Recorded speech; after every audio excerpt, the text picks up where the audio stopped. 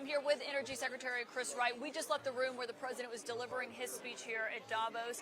One thing that he did there that he came out, maybe surprised a few people, he ruled out using military force to acquire Greenland, something that he spent a good, significant part of his speech on. Is that something that had been discussed and that had been planned? What was your reaction to that? Look, President Trump has been all in on NATO since he arrived. His goal has been to strengthen NATO, get the rest of the countries to increase their defense spending, get them also to follow more common sense energy policies so their economies become stronger and they can reindustrialize. He's all in together in growing NATO stronger. So, of course, there's a little bit of friction on this issue. But no, I'm not surprised at all that he ruled out force. We're all in NATO. One thing that you said recently while you were here at Davos is that taking Greenland, having the United States possess Greenland as the president wants, is not about capturing resources. You said it's about national security. I think some people might look at that and say a big part of the president has talked about is not just national security, but also the rare earth minerals and all of that Greenland does have in its possession. I think he's more promoting that for economic development opportunities for Greenlanders. This is an expensive place to mine. It's a remote place. Is there an interest to capture those resources for the U.S.? Absolutely not. This is about national security.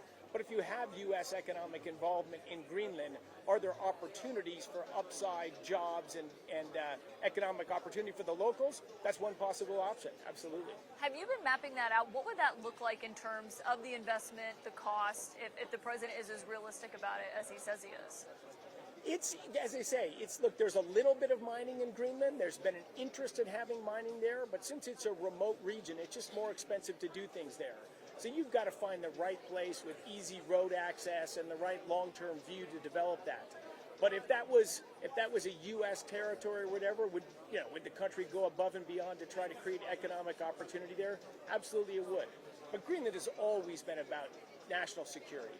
If it's about national security, why not use the existing agreement in place where the United States could put a military base there today?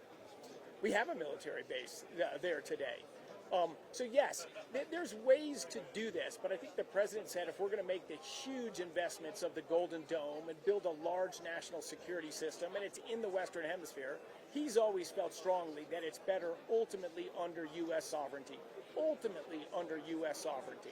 Can I ask you on Venezuela? I know that'll be a part of the president's speech tomorrow that's focused on foreign policy.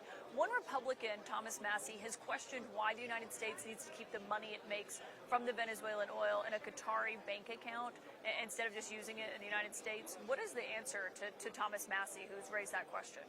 This just sanctions in U.S. law and the ability to flow funds quickly. From the extraction of Maduro and his wife on drug charges to flowing money back into Venezuela was about a week. We wanted to move as quickly as we could to stabilize the situation in Venezuela, and we have sanctions that we're in the process of removing and rejiggering on Venezuela, but we just did something that was simple and expeditious, always under the control of the United States government. All these accounts are under United States government control. Ultimately, in the long run, will that just flow through U.S. territory? Sure it will. So ultimately, it won't be in a Qatari bank account. It'll be in a United States bank account. I'm sure it'll move that way. Absolutely. It's just a pragmatic decision. Accounts controlled by the U.S. Energy Secretary Chris Wright, thank you for your time. You bet. Thank you for joining us.